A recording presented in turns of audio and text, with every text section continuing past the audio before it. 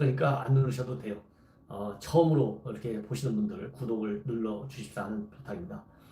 이 검찰의 나경원 원내대표 자녀 부적 입학 의혹 본격적인 수사에 착수했습니다. 예. 이미 지난달에 한 민간단체, 시민단체죠. 민생경제연구소 안진걸 소장이 고발을 했어요. 이 나경원 아들, 딸들의 대학 입학과 관련된 의혹이다. 이렇게 하면서 제기했는데, 먼저 아들의 경우에는 미국에서 고등학교를 졸업해가지고 지금 현재 예일대 화학과에 2016년도에 진학했습니다. 그런데 이 진학 과정에서 이 고등학교를 미국에서 다니면서 서울에 있는 의대 연구소에서 인턴으로 일한 뒤에 그 이듬해인 2014년도인데요. 다니던 시절에 2015년도에 미국의 한 학술 대회 의공학 포스터에 제1저자로 올린 사실이 있습니다. 이때 고등학생이 직접 쓰기 어려운 포스터인데 이렇게 이 김모 씨 그 아들이죠. 이 아들이 별다른 기여 없이 제1저자가 됐다면 논문 심사 등 업무를 방해했다. 이렇게 해석을 하면서 인생경제연구소 이름으로 이 소장의 이름으로 고발을 했습니다. 당시 포스터 공동 저자 중 김씨만 고등학생이었다고 합니다. 그래가지고 그는 이 포스터를 발표한 뒤에 2016년도에 예일대 화학과에 진학했다고 해요. 그래서 오늘 검찰에서는 이 시민단체인 민생경제연구소 안진걸 소장을 고발의 신문으로 조사를 했습니다. 오늘 오후 1시 30분에. 그래서 이 지난달 16일 날 이 민생경제연구소 측에서는 아들, 딸 입시 부정 의혹과 관련해서 업무 방해 혐의로 검찰에 이렇게 고발장을 냈어요.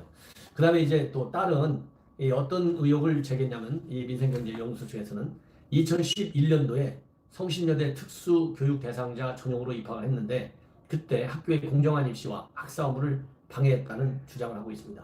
2012학년도 수시 직전에 갑자기 특수교육 대상자 전형이 생겼고 면접위원들이 면접에서 만점에 가까운 점수를 줘가지고 나경원 원내대표의 딸이 합격했다고 하는 것이 이들의 주장입니다.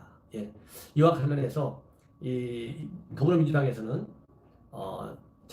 국회의원 자녀 입시에 대한 조사를 하자 이렇게 제안을 했는데 나경원 원내대표는 여기에 대해서 찬성한다. 다만 이것이 조국 물타기용으로 사용돼서는 안 된다. 이렇게 하면서 전수조사에 호응하겠다는 입장을 확실히 밝혔습니다. 그리고 이제 또 한 가지 이 자유한국당의 원내대표들이 정부 여당하고 세게 싸우다 보니까 이렇게 시민 단체들로부터 고발을 당하고 그러다 보니까 이 법적으로 소송에 휘말리고 있는데요. 이미 김성태 의원 전 원내대표죠. 굉장히 강성으로 정부와 투쟁을 했고 드루킹 사건의 특검을 관철시킬 정도로 단식 투쟁을 한 바 있습니다. 이러다 보니까 이제 어떻게 됐든지 간에 이 딸이 또 KT 부정 취업을 했다. 이런 그 고발이 있어가지고 현재 재판이 진행 중에 있습니다. 그래서 오늘 이 딸이 직접 법정에 서서 증언을 했어요. 그러면서 결론은 나는 채용과 관련돼서 부정한 일이 없었고 내 힘으로 취직 준비를 했다. 이렇게 밝혔습니다. 남부지방법원에서 열렸는데요.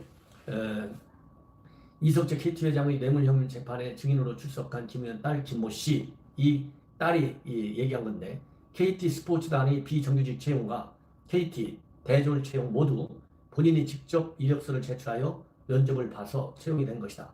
아버지인 김 의원은 본인의 채용 과정에 전혀 개입이 없었다. 예, 이렇게 주장을 하고 있습니다.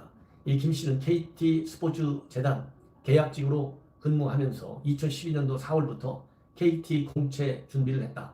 그리고 서류 전형이 끝날 때까지 지원서를 제출하지 않았다가 인적성 검사만 받다는 의혹에 대해서는 채용팀에서 근무하는 사람이 지원서를 주면 대신 접수해줬다고 해서 인수해가지고 제출한 것이다. 이렇게 밝히고 있습니다.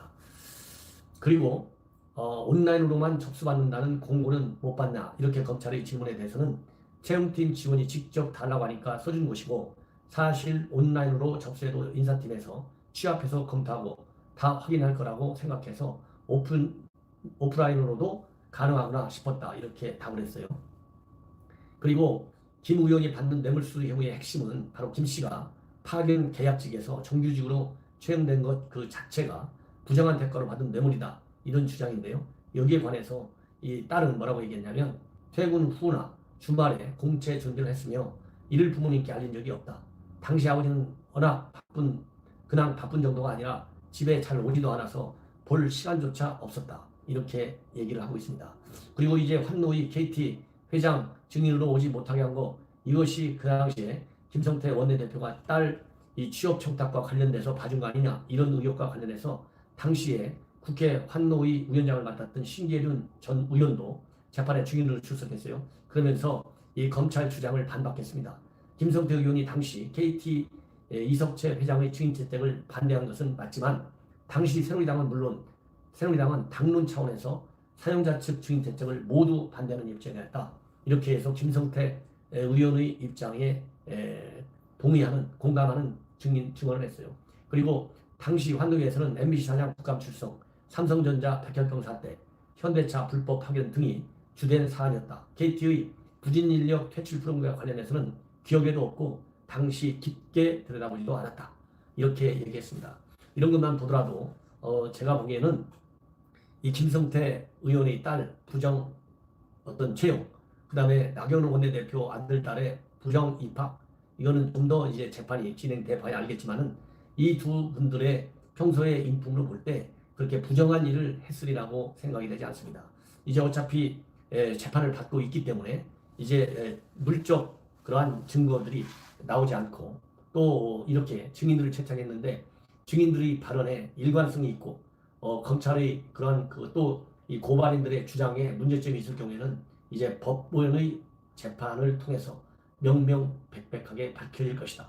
혹시라도 자유한국당 야당의 원내대표로서 정부와 강성투쟁을 벌인 것이 발단이 돼서 시민단체들이 고발을 하고 또 그것에 따라서 검찰이 수사에 나선다면 대한민국의 정치 발전은 어려울 것이다.